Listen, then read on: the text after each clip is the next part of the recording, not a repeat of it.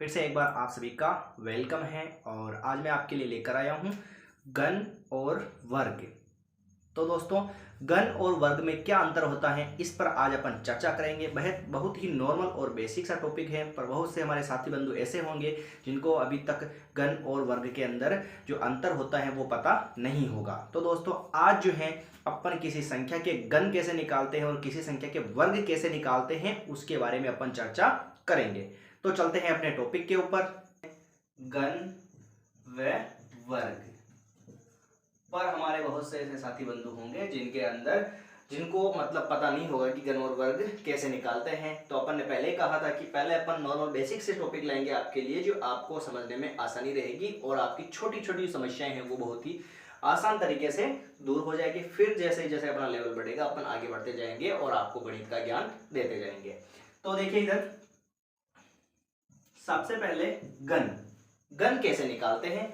तो साथियों, घन जो है, घन के अंदर कोई सी भी संख्या है उसकी घात कितनी आती है? 3 आती है। और वर्ग के अंदर घात कितनी आती है सर? 2। घन जो होता ना, इसके अंदर तो घात जो है 3 और वर्ग जो होता है इसके अंदर घात कितनी आती है? 2। क्लियर दोस्तों? घन जो होता है उसके अंदर तो आती है घात 3 और वर्ग के अंदर घात कितनी आती है? 2 आती है। फिर आगे बढ़ते हैं, किसी संख्या का घन निकाले तो कैसे निकाले। जैसे यहां पर नॉर्मली बात करें अपन 2 का घन,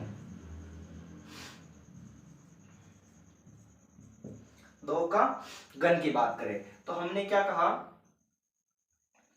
कि किसी भी संख्या की घन निकालने के लिए उसकी घात कितनी लगेगी? 3 लगेगी ना। तो यानी कि 2 की घात 3। अब किसी भी संख्या की घात अगर 3 है तो उस संख्या को दोस्तों कितनी बार लिखोगे आप?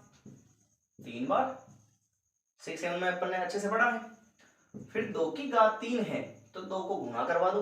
2 इंटू 2 4, 4 इंटू 2 8, यानी कि ये क्या हो गया दोस्तों? इसका घन हो गया, 2 का घन। क्लियर दोस्तों? घन कैसे निकालते हैं? जो संख्या दे रखी है उसकी घात 3 लगा दो। 3 है तो उसको 3 बार लिख दो, फिर उसको क्या कर दो? इंटू कर दो। जैसे एक उदाहरण के तौर पे और बात करें, 5 का घन।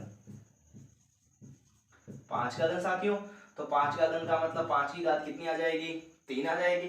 फिर बात करते हैं 5 की घात 3 मतलब 5 को कितनी बार लिखोगे? 3 बार। गुणा करवा लो, 5 इंटू 5 25 और 25 इंटू 5 125। ये किसका घन हो गया सर? 5 का घन हो चुका है। ठीक है, ये तो था दोस्तों की घन। ठीक है, घात 3 लगानी थी। आपको अच्छे से समझ में आया ना? जो भी संख्या दे रखी है उसकी घात 3 लगानी है और घात 3 है तो उसको कितनी बार लिखोगे? 3 बार लिखोगे और फिर 3 बार लिखने के बाद आप उसको क्या करवा सकते हो? गुणा करवा सकते हो। जो गुणा आएगा वही उसकी क्या होगी सर? घन होगी। क्लियर? ये तो था घन की बात। अब बात करते हैं दोस्तों वर्ग, यानी वर्ग कैसे ज्ञात करते हैं। तो बहुत ही इजी और आसान तरीका है अपना वर्ग का भी। चलिए घन को मिटा देते हैं अच्छे से और फिर बात करते हैं हमने वर्ग की।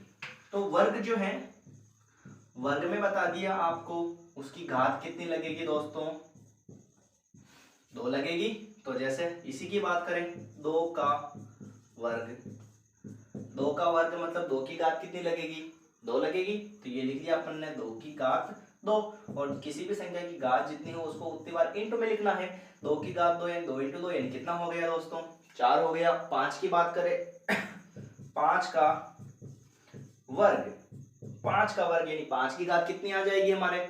2 आ जाएगी। तो ये 5 की घात क्या लिख दिया अपन ने? 2 और 5 की घात 2 मतलब 5 इंटू 5 और ये गुणा करवाया, कितना आ गया दोस्तों? 25 आ गया। तो ये था हमारा किसी संख्या का घन और वर्ग निकालने का तरीका। वर्ग के अंदर तो आपको घात 2 लगानी है और उसको 2 बार लिखकर गुणा करवाना है और घन के अंदर आपको जो है उसकी घात कितनी लगानी है? 3 लगानी है और उसको 3 बार लिखकर आपस में क्या करवाना है? गुणा करवाना है। धन्यवाद दोस्तों, तो मिलते हैं अगली क्लास के अंदर।